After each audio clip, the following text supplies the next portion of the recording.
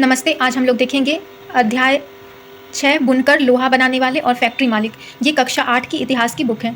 तो इसमें हम पहले देखेंगे जो ऐतिहासिक जो परिप्रेक्ष्य बन रहा था इन सभी समुदाय के परिप्रेक्ष्य में, और यहाँ पर ब्रिटेन की जो उपनिवेशवादी जो नीति थी उसके संदर्भ में किस प्रकार जो है ये नीतियाँ इन लोगों के लिए शोषणकारी साबित हुई।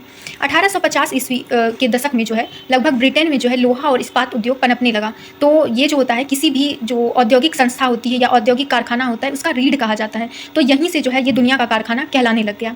और ये जितने भी जो कारखाने बनने लग गए तो इन सब के लिए जो कच्चे माल की आवश्यकता थी वो सभी जो है अन्य उपनिवेशों से इनको प्राप्त होने लग गया था। और जो भारत है उस समय एक बहुत महत्वपूर्ण सूती वस्त्र उद्योग के लिए जो है जाता था, जहाँ पर विभिन्न प्रकार के सूती वस्त्र होते थे, जिसमें कि हम आगे देखेंगे जो क्षेत्र विशेष भी होते थे, और उनकी जो बुनाई होती थी और उनका जो कपड़े का टेक्सचर होता था वो इतना अधिक अच्छा होता था कि इसे विदेशों में भी मांग थी। इसी संदर्भ में जो है एक बुनाई की बात की गई है, पटोला बुनाई। ये सूरत, अहमदाबाद और पाटन जो कि गुजरात के क्षेत्र में है वहाँ पर इस प्रकार की बुनाई की जाती थी। मसलिन या जिसे मलमल भी कहते हैं, और ये बारीक बुनाई वाला कपड़ा होता था जिसमें कि ये एक तरह से जो है सूती कपड़े के रूप में जो है बहुत विख्यात था। ठीक है। और कैलिको जो है ये कालीकट से निकला हुआ शब्द है, जिसे बाद में एक वहाँ के जो सूती कपड़े थे उनको संदर्भित किया जाने लगा कैलिको के माध्यम से। और इन सब का जो है निर्यात कच्चे माल का वो सभी जितने भी थे अंग्रेज थे वो यहाँ से ले जाने लग गए। तो यहाँ से जब ले जाते थे और यहाँ की जो बुनाई होती थी बुनकरों के द्वारा वो मैनुअली होती थी, वो हाथ से करते थे, तो इसे बनाने में बहुत समय लग जाता था। तो इसके लिए जो है 2 साल 3 साल पहले ही जो है इन लोगों की द्वारा बोला जाता था कि हमें इतने जो माल की आवश्यकता है, वही पीस गुड्स के संदर्भ में कही जाती है, जो कि 20 गज लंबा और 1 गज चौड़ा थान का होता है। अभी भी जो है कपड़े जो लिए जाते हैं तो कहीं कहीं जो है थान के माध्यम से जो है कपड़े दिए जाते हैं। इसी में एक प्रकार होता है सूती वस्त्र का, छींट कपड़ा बोलते हैं, और जिसे इंग्लिश में इसका जो है शिम्ट बोलते हैं। और ये इस प्रकार का होता है कि इसमें रंगीन फूल पत्ती बनी होती है और छोटे छोटे छापे पड़े होते हैं कपड़े पे। और इसकी जो मांग है वो 1680 ईस्वी तक बहुत ज़बरदस्त मांग रही थी अंग्रेज़ों के लिए, या और भी जितने देश थे विदेश में इसकी बहुत मांग थी। और इसमें और जो वैरायटी के कपड़े थे जैसे बंडाना जो है ये इसको हिंदी में हम लोग अगर बांधना के संदर्भ में कह सकते हैं। ये गले या सिर पर जो पहनने वाले चटक रंग के छापेदार गुलूबंद जो कपड़े होते थे उसके संदर्भ में होता है। अभी भी जो है बंडाना प्रिंट इन सब की जो है साड़ियाँ या दुपट्टे वगैरह अभी भी आते हैं। जामदानी ये जो है ये एक मुख्य रूप से जो है बारीक मलमल का कपड़ा होता है और जिसमें करघे से सजावटी चिन्ह बुने जाते हैं, और ये प्रायः जो है सिलेटी या सफ़ेद रंग का होता है। ठीक है। और ये अक्सर ढाका, संयुक्त प्रांत और लखनऊ में इस प्रकार के कपड़े बुने जाते थे। अभी भी जो है बंगाली साड़ी में जामदानी बहुत प्रसिद्ध मानी जाती है और लोग ज़्यादातर जो है इसकी मांग भी होती है। और जो प्रसिद्ध कपड़ा केंद्र जो था यहाँ पर वो कासिम बाजार, जो कि मतलब पश्चिम बंगाल का जो क्षेत्र था, पटना, कलकत्ता और उड़ीसा, ये सभी जो है सूती कपड़ों के लिए बहुत ही प्रसिद्ध क्षेत्र माने जाते थे। अब जब इन सब क्षेत्र में जब इन्होंने अपने यहाँ लौह और इस्पात उद्योग की जो है स्थापना कर ली तो ये कच्चे माल की आवश्यकता होने लग गई। तो अब अगर ये कच्चे माल कहाँ से लाएंगे, तो यहाँ पर इन्होंने जो है एक कैलिको अधिनियम लाया। और इस अधिनियम के तहत 1720 में ब्रिटिश सरकार ने जो इंग्लैंड में छापेदार सूती कपड़े का इस्तेमाल जो था उस पर पाबंदी लगा दी, ताकि जो है यहाँ से कच्चे माल मतलब जो सूत वगैरह हैं वो जाएं और वहाँ से तैयार होकर वो कपड़े यहाँ पर भेजे जाएं। तो इसके लिए ये जो प्रतिबंध था वो बहुत ही ज़्यादा जरूरी था। इसके अलावा 2 क्रांतिकारी परिवर्तन हम इसमें देखते हैं। 1764 ईस्वी में जॉन के नामक एक व्यक्ति ने स्पिनिंग जेनिंग का आविष्कार किया। ये क्या होता है कि ये एक तरह की मशीन होती है जिसमें कामगार जो होता है एक साथ कई तकलियों को काम कर सकता है, जिसमें जो है पहिया एक घूमता है और सारी तकलियाँ उससे घूमने लगती थी, जिससे जो धागा वगैरह जो जमा करना होता है वो इसी के द्वारा जो है करते हैं लोग। फिर दूसरा होता है एक क्रांतिकारी कदम जो है 1786 में रिचर्ड आर्कराइट नामक एक व्यक्ति थे जिन्होंने वास्प इंजन का आविष्कार किया, और इसके माध्यम से जो पहले धीरे धीरे काम होता था वो बहुत ही द्रुत गति से आगे बढ़ने लग गया।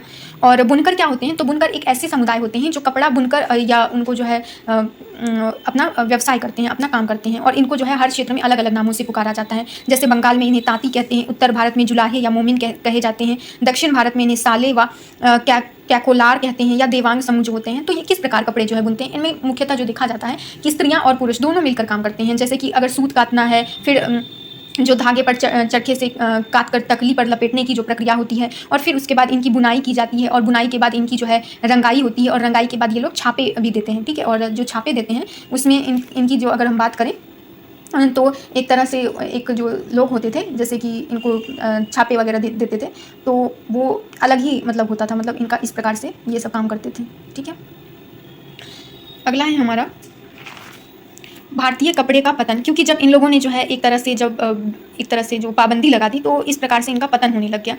पतन होने के मुख्यतः जो 2 कारण बताए जाते हैं कि यूरोपियों की तुलना में इनकी जो है प्रतिस्पर्धा में बढ़त हो गई। किस प्रकार ये बढ़त हुई? क्योंकि उनके जो कपड़े होते थे वो मशीनों से बंधे होते थे, और जो मशीनों की बुनाई होती थी वो हाथ की बुनाई से अधिक जो है परफेक्ट होती थी। और दूसरा ये था कि इंग्लैंड की जो सरकार थी वो भारतीय जो कपड़े थे उन सब के निर्यात पर बहुत अधिक जो है सीमा शुल्क लगाया। तो इससे जो है उनके कपड़े, भारतीयों के कपड़े जो है अधिक महंगे होने लग गए। तो लोगों में जो है जो सभी वर्ग के लोग पहनते थे तो उनमें भी जो है थोड़ी कमी आने लग गई। और इन सब के लिए जो है अब भारत में जो कपड़े निर्यात होते थे तो इनके लिए एक गोदाम की आवश्यकता होती थी। उन गोदाम में जो है सूत वगैरह रखे जाते थे, और जो भी बंदरगाह वाले क्षेत्र होते थे वहाँ से इनको भेज दिया जाता था। तो यही जो गोदाम होता है उसे हम लोग फारसी में औरांग भी बोलते हैं। ठीक। और फिर इसके बाद जो है जो अगर हम बात करें कि जो ये चरखा कितना इंपॉर्टेंट था, क्योंकि आज़ादी की लड़ाई जो है हमारी लड़ी गई, तो उसमें एक जो स्वतंत्रता वाली जो भावना थी वो तभी इसको एक परिप्रेक्ष्य में लिया गया कि जो हम अगर स्वाधीन रहे, अगर हमारा गांव स्वाधीन रहे, तो उसके लिए सबसे पहले हमारी ज़रूरत है कि जो हम विदेशों से जो आयातित चीज़ें हैं उनको जो है हम बंद करते हैं। तो उसके लिए हमें सबसे पहले कपड़े को जो है बनाने के लिए और जो यहाँ के लघु और कुटीर उद्योग थे उन सबको पुनः जीवित करने की आवश्यकता थी। तो इसी संदर्भ में जो है चरखा को एक राष्ट्रीय प्रतीक माना गया, और 1931 ईस्वी में भारतीय जो झंडा होता है हमारा तिरंगा, उसको भारतीय राष्ट्रीय कांग्रेस ने इसको जो हमारा तीन रंगों का होता है, जो व्हाइट वाला जो होता है वहाँ पर जहाँ भी अशोक की चक्र की तीलियाँ हैं वहाँ पर ये प्रयुक्त होता था। फिर इसके बाद जो अगर हम देखें कि भारत में जो सूती कपड़े मिल जो है अब औद्योगिक एक तरह से देखा जाए तो पहला सूती कपड़ा मिल जो है 1854 ईस्वी में बम्बई में स्थापित किया गया। उसके बाद फिर और भी जगहों पे होने लग गया, जैसे कि अहमदाबाद में जो है पहला कारखाना 1861 में खुला। तो इसके पीछे जो मुख्यतः जो है अगर हम कारण देखें तो वो मुख्यतः कारण हमें नजर आते हैं कि यहाँ की जो भौगोलिक परिस्थिति और परिवेश थी वो इन जो क्षेत्र में औद्योगिक उत्पादन को बढ़ावा दे सकती थी। जैसे कि इन क्षेत्रों में जो कच्चा माल यानी कपास होता था वो उसकी प्रचुरता थी। इसके अलावा जो है जो यहाँ पे जल विद्युत या जो भी और जो चीज़ें चाहिए थी, पूंजी चाहिए था, जमीन था, वो सभी इन चीज़ों को इन लोगों को यहाँ पर मिल पा रहा था। इस कारण ये क्षेत्र जो है सूती वस्त्र उद्योग के लिए अधिक जो है उन्नति कर पाया। वहीं अगर हम देखें कि जो हमारा स्टील उद्योग है वो किस प्रकार विकसित हुआ, तो उसमें अगर हम देखें कि भारत में उद्योग जो है ये एक बहुत बड़े लेवल पे तो नहीं, लेकिन छोटे छोटे लेवल पे जो है कुछ समुदायों के द्वारा ये चलता रहा है। अगर हम पूरे इतिहास को टटोलें तो इसमें हमें जो सबसे पहला अगर हमें जो एक सशक्त रूप से हम देखते हैं कि कौन से स्टील की बारे में बात हो रही है, तो टीपू सुल्तान जो थे मैसूर के शासक 1799 ईस्वी तक थे, और चौथा जो आंग्ल मैसूर युद्ध हुआ था उनमें ये जो है वीरगति को प्राप्त हुए थे। इन्होंने जो है इनकी जो तलवार थी वो वुड स्टील की बनी थी। वुड स्टील जो होता है वो किसी भी जो चीज़ होता है उसको भेद पाने में सक्षम होता है। तो इन्होंने जो है इसके लिए अब सबसे अधिक कार्बन की मात्रा वाली जो स्टील होती है उसका किया था। और उस समय के जो कारीगर थे, उस समय के जो ये लौह से जो तलवार बनाने वाले थे वो कितने मतलब सशक्त थे कि इस प्रकार की जो चीज़ें हैं, जो वैज्ञानिक जो चीज़ें हो रही थी उसको इन्होंने बढ़ावा दिया।